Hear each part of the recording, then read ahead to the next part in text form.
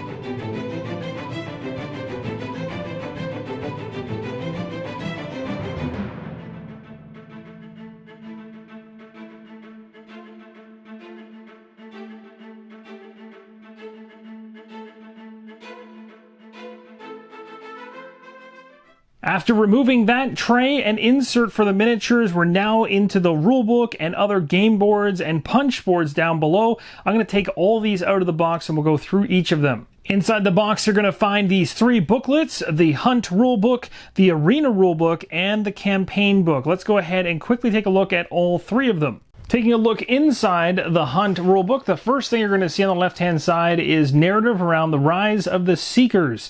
Table of contents on the right laid out. You're going to see lots of artwork and graphics throughout this, making it easy to follow. It's also not a very thick rulebook overall. Components on the left-hand side. Modes of play. Wild Assent features 2 distinct game modes as we talked about when we saw the back of the box. The Hunt and the Arena. Victory conditions, survival, and story-based campaigns below. Then we move into the game overview, talks about setup, playing the game, walking through all the major areas of it, and then we start talking about what we're seeing on the boards themselves. Some nice iconography in terms of what icon lines up with what specific rule, so you can easily distinguish what you're looking at on these player boards. Your skill trees here, which is pretty awesome, and then you've got an encampment board we're going to take a closer look at later on. Again, it breaks everything down by numbers, workers, equipment. Continuing on through the book, encampment actions, wild creature cards, and more. And then we get to obstacles, encounters. There are, if I'm not mistaken, 3D terrain or miniature obstacles that you can pick up beyond what's inside the core box, which are tokens. That's another thing to think about.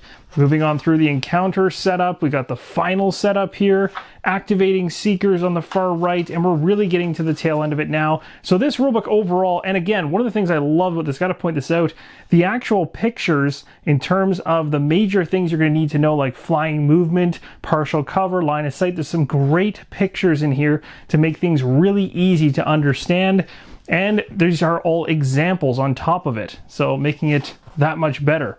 And then we got the instinct cards on the right, activating creatures, and the tail end of the book.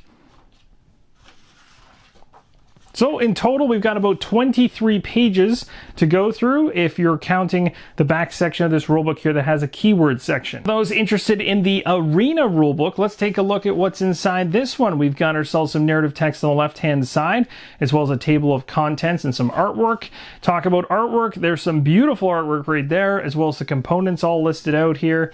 Continuing on through, we jump right into more of a breakdown on the victory conditions for this one, the game overview, the setup, and heading on further into more detail. And again, this one's going to clock in at around the same amount of pages as the last rulebook that we just saw, but this one's specific, of course, to the Arena. And again, examples all the way through, which is awesome. Love seeing that. And some really, really great pictures of these too. Yeah, it actually clocks in a little bit less, 19 pages to the back of the rulebook. Now, I'm sure there's a lot of interest in seeing the campaign book. I'm going to show this quite quickly and not really dwell on anything too long, as I don't want to spoil anything for people. But again, if you want to avert your eyes during this section, you can. But basically, we have the table of contents here, a hard mode broken out, story-based campaign, and everything you need to get going on this side. And then it starts diving right into it. So as we go through these, you're going to get examples of the different things that are going to occur during your campaign, which is pretty cool. Artwork, map layouts, all that good stuff. So again, you don't want to see any more, just skip on past this, but for those of you that don't mind and are likely not able to read as I'm moving at a quick pace, you're just seeing this at a high level to get an idea as to what's included in this booklet. And actually, this is going to be the longest booklet of all of them. Looks like it comes in at around 25 pages in the end, which is quite decent indeed, plus some beautiful artwork and a meanwhile at the very back. Now let's go ahead and walk through each of the punch boards that come inside the core box.